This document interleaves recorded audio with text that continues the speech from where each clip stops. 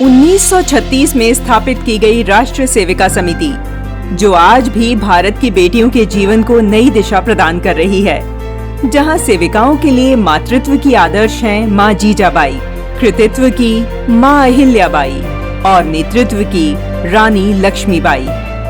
आज देश में समिति की 3000 शाखाएं हैं, 1000 सेवा प्रकल्प, साथ ही विभिन्न देशों में भी संपर्क एवं सेवा कार्य चल रहे हैं।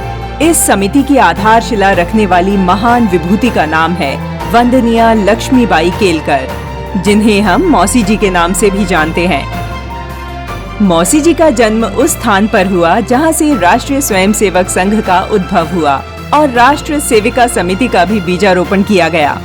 वह पवित्र भूमि है नागपुर। 1905 में आषाढ़ शुक्ल दशमी के दिन अंग्रेजी तिथि के अनुसार 6 जुलाई को मौसी जी का जन्म हुआ। उन्हें नाम मिला कमला। मात्र 27 वर्ष की आयु में ही मौसी जी विधवा हो गई, परंतु विकट परिस्थितियों में भी उन्होंने अपने जीवन को धूमिल न होने दिया। मौसी जी ने तत्कालीन समाज में नारी की स्थिति को ध्यान से देखा, रूढ़िवादी बंधनों एवं अंधश्रद्धा के जाल में फंसी महिलाओं की दास्ता को समझा। उनके मन में यही विचार चलता रहता कि नारी कैसे आगे बढ़े, अंधविश्वास की बेड़ियों से निकलकर कैसे शिक्षित हो, केवल चूल्हे चौके में बंधी नारी कैसे मुक्त हो, वह परावलंबन को उतार फेंक स्वावलंबन की ओर कैसे बढ़े। मौसी जी रामायण पढ़ा करती थीं। उन्होंने पाया कि माँ सीता अपने आत्मबल से अपने सतीत्व की रक्षा करने में सफल हुई।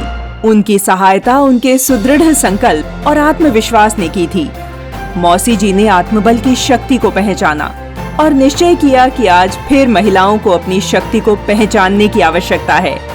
वे सभी प्रकार से चिंतन मनन करते हुए सामाजिक कार्यों में निरंतर रुचि ले रही थी। स्वराज्य, स्वदेशी और गौरक्षण जैसे विचार उनके मन में पल्लवित हो रहे थे। मौसी जी के पुत्र राष्ट्रीय स्वयंसेवक संघ की शाखाओं में जाया करते थे। मौसी जी संघ की शाखाओं में दिए जाने वाले संस्कारों से अत्यंत प्रभावित थीं। संघ में मिलने वाली शिक्षा एवं बौद्धिक राष्ट्र प्रेम के लिए पोषक और आत्मरक्षा के लिए उपयोगी थे। वे देख रही थी कि शाखा से युवा संस्कारवान, कर्मठ, निष्ठावान, स्वावलंबी, सेवा भाव से ओतप्रोत राष्ट्रभक्त बन रहे हैं। मौसी जी की दृष्टि के सामने संघ उनकी परिकल्पनाओं का जीवंत उदाहरण था। उन्होंने महसूस किया कि महिलाओं के लिए भी एक ऐसे ही संगठन की आवश्यकता है। मौसी जी ने व्यक्तिगत भेंट में संघ के संस्थापक डॉक्टर साहब से इस विषय पर विमर्श किया और 25 अक्टूबर 1936 विजयादशमी के दिन महिला संगठन राष्ट्र सेविका समिति की स्थापना हुई। मौसी जी का मत था कि समिति को मां शक्ति का आदर्श मन में रखना चाहिए। अष्टभुजाओं वाली देवी की उपासना के पीछे वंदनीय मौसी जी का चिंतन विचित्र था। इसमें तेजस्विता, सौंदर्य, समाज जागरण, ज्ञान, कर्तव्य बोध, विशाल मातृत्व आदि गुणों का समावेश था।